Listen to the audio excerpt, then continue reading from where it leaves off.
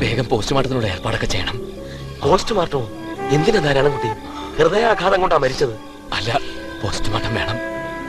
സംശയാസ്പദമായി മരണപ്പെട്ടാൽ മരണകാരണം കണ്ടുപിടിക്കാനല്ലേ പോസ്റ്റ്മോർട്ടം? അതെ, എറണാകുളത്ത് ഹോട്ടൽ മുറിയിലായിരുന്നു മരണം. രാവിലെ വാതിൽ തല്ലി തുറന്നപ്പോഴല്ലേ എല്ലാം അറിഞ്ഞത്. രാത്രി അച്ഛൻ കഴിച്ചത് എന്താണെന്ന് അറിയണം. ഹാർട്ട് അറ്റാക്ക് ആണെന്ന് എങ്ങനെ ഉറപ്പിക്കുക? സംശയം തോന്നുന്നു ആർക്കും. വ്യക്തമാക്കണം മാത്യു, പോസ്റ്റ്മോർട്ടം നിർബന്ധം. നിയമാനുസൃതമായിട്ട് എല്ലാം ക്ലിയർ ആക്കണം. ഈ ശരീരം ഇനി കീറി മുറിച്ച് അച്ഛന്റെ മരണം ദുർമരണമാണെന്ന് നാട്ടുകാരെ ബോധ്യപ്പെടുത്തണമല്ലേടാ? അല്ലേടാ, ആയിക്കോ എന്റെ ഒരു നിയമം. അങ്ങനെയൊക്കെ ചെയ്ത നമ്മുടെ അച്ഛന്റെ ജീവൻ തിരിച്ചു കിട്ടും ഏട്ടാ.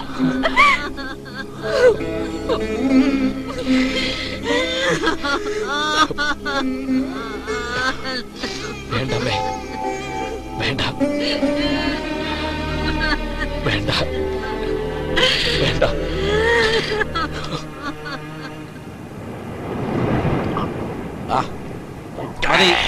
മതി നാരായണ, എന്താ ഇത്? ഇതിങ്ങനെ കുടിക്കാനുള്ളതല്ല. എനിക്കറിയാം, നന്നായിട്ടറിയാം. എന്റെ അച്ഛൻ കുടിക്കുകയായിരുന്നു. ഞാനിതിപ്പോ കുടിക്കുന്നത് എന്റെ അച്ഛന്റെ ആത്മാവിന് ശാന്തി കിട്ടാനാ, അല്ലാതെ എനിക്ക് വേണ്ടിയിട്ടല്ല. മതി മതി, എഴുന്നേക്ക്. എനിക്ക് ഒരു കുഴപ്പമില്ലടാ, എനിക്കൊന്നുമില്ല. I am all right. I know consumption of alcohol is injurious to health. മദ്യപാനം ആരോഗ്യത്തിന് ഹാനികരം. സ്റ്റാറ്റ്യൂട്ടറി വാണിംഗ്, നിയമപരമായിട്ടുള്ള മുന്നറിയിപ്പ്. നിയമമൊന്നുമല്ല, ഒരു മുന്നറിയിപ്പ് അത്രേ ഉള്ളൂ. വാണിംഗ്, താക്കീത്. കുടിക്കരുത് നിയമത്തിൽ പറഞ്ഞിട്ടൊന്നുമില്ല. നാരായണൻകുട്ടി അറിഞ്ഞുകൊണ്ട് ഇന്നേ വരെ ഒരു നിയമം തെറ്റിച്ചിട്ടില്ലടാ. നിയമം എന്താ നിയമം നാരായണ? ജീവിതത്തിൽ ഒരേ ഒരു നിയമം, സ്നേഹം. സ്നേഹിക്കാത്തവരാരും ജീവിച്ചിരിക്കുന്നവരല്ല നാരായണ. നീ ഒരു പച്ച മനുഷ്യൻ. നിനക്കറിയാം നാരായണ, നമ്മുടെ ചുറ്റുമുള്ള മനുഷ്യരിൽ ഒട്ടുമുക്കാലും പ്രേതങ്ങളാ.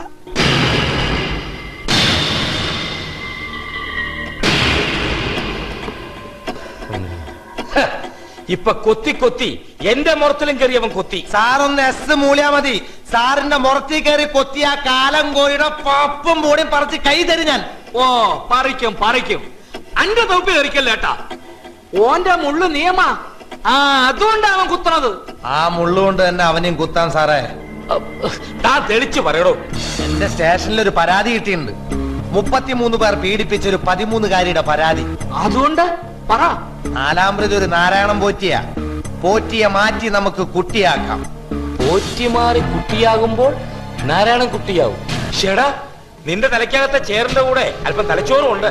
അത് വർക്കൗട്ട് ആവുമോ കുറുപ്പേ? ആകും. പെണ്ണ് കേസിൽ പെട്ട പ്രതി എന്ന് പറഞ്ഞ എന്റെ മോളം നല്ല ഒരു പെണ്ണും ഓനെ കെട്ടൂല, ഉറപ്പാ. അല്ല, ഐഡന്റിഫിക്കേഷൻ പരേഡിൽ ആ പെൺകുട്ടി നിരാകരിച്ചാലോ? അത്ര കടന്ന് ചിന്തിക്കണ്ട സാറേ. എത്ര കുറ്റവാളികൾ രക്ഷപ്പെട്ടാലും ഒരു നിരപരാധി പോലും ശിക്ഷിക്കപ്പെടരുത്. അവൻ രക്ഷപ്പെട്ടോട്ടെ. നിരപരാധിയായ നാരായണൻകുട്ടിയെ കോടതി ശിക്ഷിക്കരുത്. താൻ എന്താടോ ഈ പറയുന്നേ?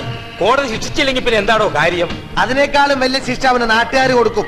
അവൻ ഇക്കണ്ട കാലം ഉണ്ടാക്കിയ നല്ല പേര്, ഇമേജ്, മാനം ഒരൊറ്റ വാർത്ത ഫ്ലാഷായ മതി. വക്കാലത്ത് നാരായണൻകുട്ടി പെൺപീഡന കേസിൽ 4-ാം പ്രതി. ആ സെക്കൻഡ് മാനം കപ്പൽ കയറും. ഏതെങ്കിലും ഒരു ക്രിമിനൽ കേസിൽ പ്രതിയായവരുടെ അനുഭവം ഇതാണ് സാർ. കുറ്റവാളിയല്ലെന്ന് ബോധ്യപ്പെട്ട് കോടതി വെറുതെ വിട്ടാലും സമൂഹം ഒരിക്കൽ ശിക്ഷിച്ചാൽ ആ വിധിക്കെതിരെ ഒരു അപ്പീലില്ല സാറേ. ശരി ചന്ദ്ര, നീ അവന്റെ പേര് എഴുതി ചേർക്ക്. നിന്റെ പേനാത്തുമ്പിൽ അവന്റെ വിധി ഓറ്റി വെട്ടി കുട്ടിയാക്കി.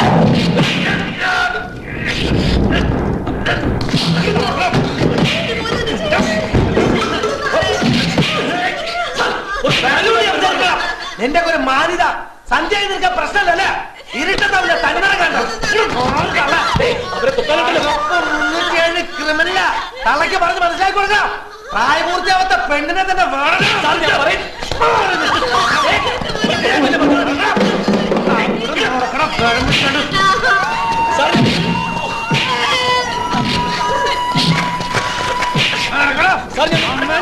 തിരിച്ചറിയാൻ നിയമം മടുത്തരം പറയാം.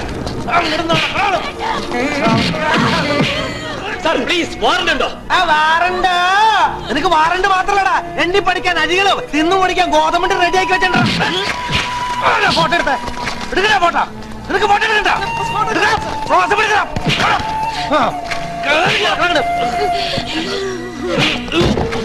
കൊറേ കാലായിടാ നിന്റെ പ്രേതന്റെ ദേഹത്ത് കൂടിയിട്ട്. നിന്നെ ഞാൻ ശരിക്കും അങ്ങട്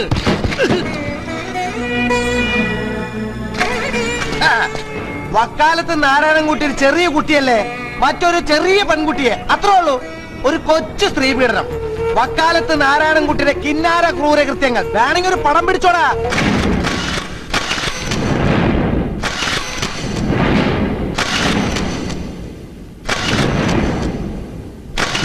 പ്രബുദ്ധ കേരളത്തിന്റെ മനസാക്ഷിയുടെ മുന്നിൽ ഒരു ചോദ്യചിഹ്നമായി മാറിയ പൊതിരച്ചിറ ലൈംഗിക പീഡന കേസിലെ 19 പ്രതികൾ അറസ്റ്റിൽ. പ്രതികളുടെ കൂട്ടത്തിൽ വക്കാലത്ത് Narayanankutty, professor Christy Sebastian, doctor Chinnaswamy, advocate Sathyanath എന്നീ പ്രമുഖരും ഉൾപ്പെടുന്നു.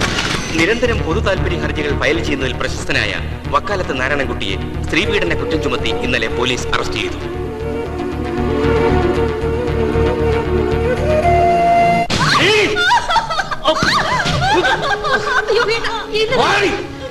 നീ വിശ്വസിക്കണ്ട. നിന്റെ വിശ്വാസം നിന്നെ രക്ഷിക്കാനും പോകുന്നില്ല. നാട്ടുകാർ മുഴുവൻ വിശ്വസിച്ച് കഴിഞ്ഞിരിക്കുന്നു. ഈ പത്രങ്ങൾക്ക് സത്യമല്ല, സെൻസേഷൻ ന്യൂസ് ആണ് ആവശ്യം. അവരത് ഭംഗിയായി ചെയ്തു കഴിഞ്ഞിരിക്കുന്നു. ഓ ക്രൂരത എനിക്കില്ലടി. നീ ചെയ്തതോ എന്നെ അറിയിക്കാതെ രജിസ്റ്റർ ഓഫീസിൽ പോയിരിക്കുന്നു. നീ ചെയ്തത് ക്രൂരത മാത്രമല്ല, സ്വന്തം തന്തയുടെ വഞ്ചനയുമാണ്.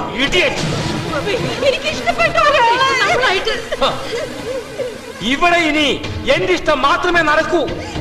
നാരായണൻകുട്ടി ഒരിക്കലും ആരും ചതിക്കില്ല. അവൻ തെളിയിക്കട്ടെ, നിയമപരമായി തന്നെ തെളിയിക്കട്ടെ. നിയമം വാളാക്കി അവന്റെ തലയ്ക്ക് മുകളിൽ ആ വാളിനെ തൂങ്ങി നിൽക്കുക.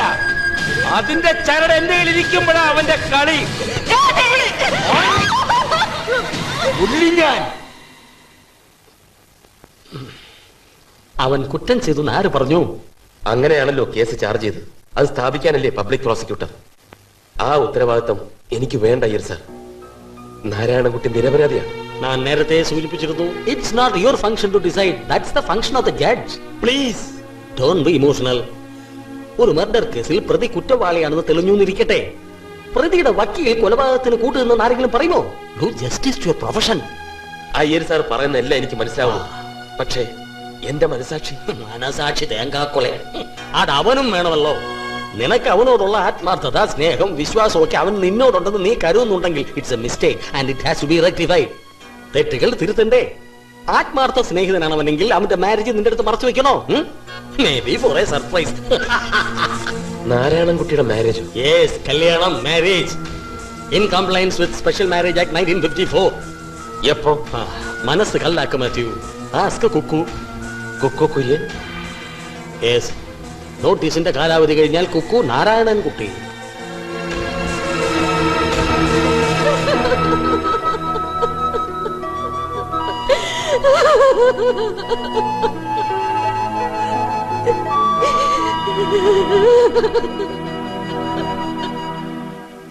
എന്താണ് പേര്? നാരായണൻകുട്ടി.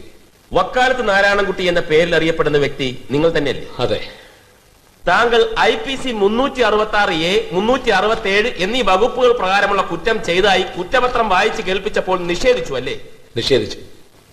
IPC 366A എന്താണെന്ന് അറിയാം? അറിയാം. എന്താണ്? 18 വയസ്സിന് താഴെയുള്ള പെൺകുട്ടികളെ ലൈംഗിക ബന്ധത്തിന് ഉപയോഗിക്കുന്നതോ പ്രേരിപ്പിക്കുന്നതോ ആയ കുറ്റകൃത്യത്തെ സംബന്ധിക്കുന്ന വകുപ്പ്. വക്കാലത്ത് നാരായണൻകുട്ടി പൊതുകാര്യ താല്പര്യങ്ങൾ സംരക്ഷിക്കുവാൻ ഇതുവരെ എത്ര കേസുകൾ ഫയൽ ചെയ്തിട്ടുണ്ട്? 53. ഈ കേസുകളൊക്കെ താങ്കൾ തന്റെ സ്വകാര്യ ജീവിതത്തിൽ നടത്തുന്ന വൃത്തികേടുകൾക്ക് മറയായി പബ്ലിക് ഇമേജ് ഉണ്ടാക്കാൻ വേണ്ടി കെട്ടിച്ചമച്ചാണെന്ന് ഞാൻ പറഞ്ഞാൽ നിങ്ങൾ നിഷേധിക്കുമോ? നിഷേധിക്കും.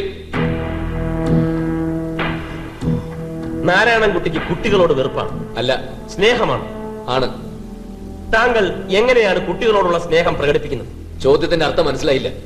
സ്നേഹം പ്രകടിപ്പിക്കാൻ ഉമ്മ വെക്കുകയാണോ, അതോ തലോടുകയാണോ, അതോ കെട്ടിപ്പിടിക്കുകയാണോ, അതോ ഇത് മൂന്നും കൂടിയാണോ? അത് കുട്ടിയുടെ പ്രായം, ബന്ധം എന്നിങ്ങനെയുള്ള ഘടകങ്ങൾ ആശ്രയിച്ചിരിക്കും. ഘടകങ്ങളെന്ന് നിങ്ങൾ പറഞ്ഞത് അവയവങ്ങളെ കുറിച്ചാണ്. അല്ലെങ്കിൽ ഞാൻ ഇങ്ങനെ ചോദിക്കാം, 5 വയസ്സുകാരൻ താങ്കളുടെ ദൃഷ്ടിയിൽ കുട്ടിയാണ്? ആണ്. 13 വയസ്സുകാരി കുട്ടിയാണ്. 13 വയസ്സുകാരി പെൺകുട്ടിയോട് താങ്കൾ എങ്ങനെയാണ് സ്നേഹം പ്രകടിപ്പിക്കുന്നത്? നിങ്ങൾ നേരത്തെ പറഞ്ഞ ഘടകങ്ങൾ. ഇവരോട് എനിക്ക് ഇത്തരം ചോദ്യങ്ങൾക്ക് മറുപടി പറയാൻ ബുദ്ധിമുട്ടുണ്ട്. പരാതി നൽകിയ പെൺകുട്ടിയെ നാരായണൻകുട്ടി ബലാത്സംഗം ചെയ്ത് ശരിയല്ലേ? ഇല്ല. അവളുടെ വയസ്സെത്ര? എനിക്കറിയില്ല, ഞാൻ അവളെ കണ്ടിട്ട് പോലുമില്ല. അന്നേ ദിവസം നിങ്ങൾ മദ്യപിച്ചിരുന്നുകൊണ്ട് പരിസരബോധം മറന്നിരുന്നു. മാത്യു, നീ എന്നത് എന്ന് വെച്ചാൽ മദ്യപിച്ചിട്ടും ബോധമുണ്ടായിരുന്നു. ഞാൻ ഒരിക്കലേ മദ്യപിച്ചിട്ടുള്ളൂ. അപ്പോൾ ബോധത്തോടു കൂടിയായിരുന്നു ബലാത്സംഗം അല്ലേ? മാത്യു, എന്റെ പേര് മനഃപൂർവ്വം എഴുതി ചേർത്തതാണ്. ആ പെൺകുട്ടിയെ നിങ്ങൾക്ക് നേരത്തെ പരിചയമുണ്ട്? ഇല്ല. അവർക്ക് നിങ്ങളോട് പ്രത്യേകിച്ച് എന്തെങ്കിലും വിദ്വേഷമുണ്ട്? അറിയില്ല. മുൻ പരിചയമില്ലാത്ത നിങ്ങളെ 13 വയസ്സുള്ള ഒരു പെൺകുട്ടി മനഃപൂർവ്വം കരുതേച്ച് കാണിക്കേണ്ട ഒരു കാര്യവുമില്ല. ഉണ്ടോ? ഇല്ല. അപ്പോൾ ആ പെൺകുട്ടി നൽകിയ മൊഴി സത്യമാണ്? സത്യമല്ല, സത്യമല്ല, സത്യമല്ല.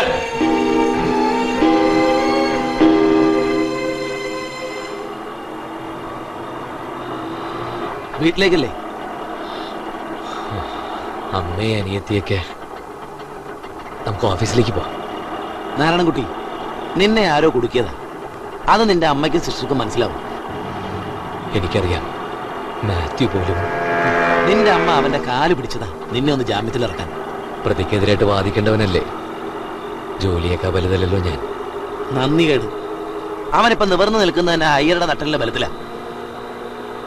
സാരമില്ലടാ, നീ വന്നില്ല എന്നെ ജാമ്യത്തിലിറക്കാൻ. ഈ കടപ്പാട്.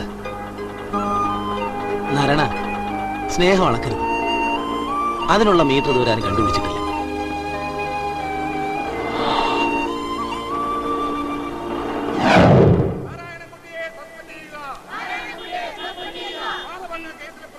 നാരായണൻകുട്ടി ഓഫീസിൽ വരുന്നതിനോ ജോലി എടുക്കുന്നതിനോ വ്യക്തിപരമായി എനിക്ക് യാതൊരു വിരോധവും ഇല്ല.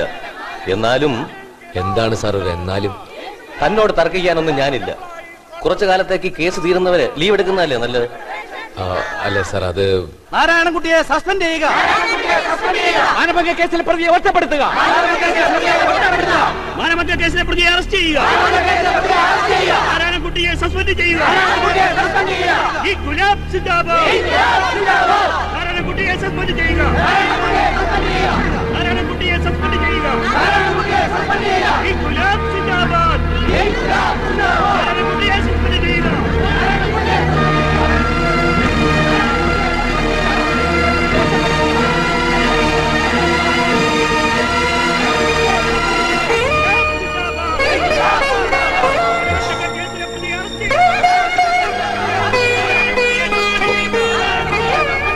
സ്വന്തം മോനെ പോലെയാ നിന്നെ ഞാൻ കണ്ട്.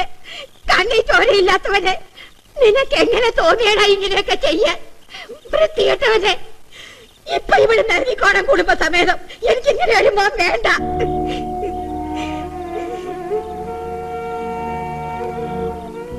അമ്മ,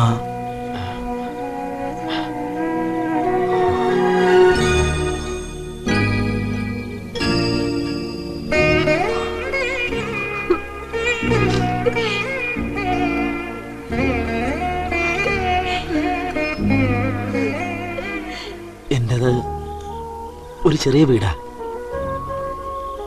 നമുക്കെല്ലാവർക്കും കൂടെ അവിടെ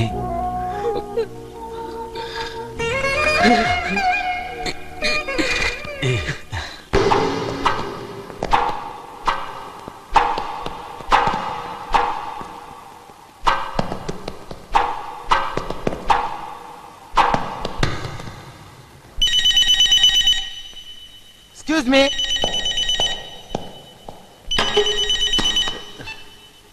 ഹലോ. ആ എപ്പോ? ഓ, ഞാൻ വിളിച്ചോളാം. ശരി, താങ്ക് യു.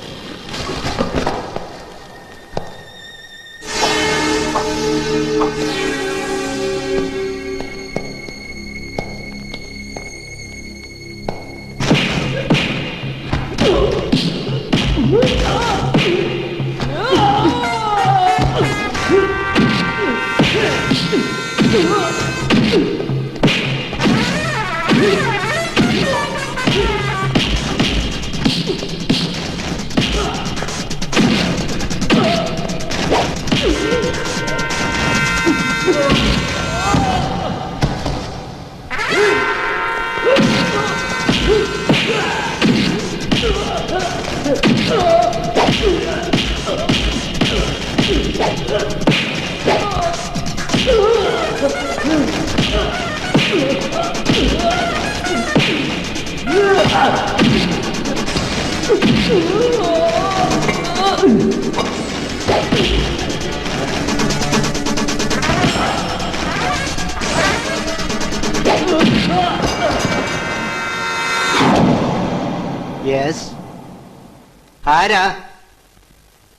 ആരാണെന്ന്? എന്താ നാരായണൻകുട്ടി? ഇവനെല്ലാം പറയും സാർ. നാരായണൻ പോറ്റിയെ നാരായണൻകുട്ടിയാക്കിയ കഥ പറയണം. ഞാനെല്ലാം പറയാം സാർ.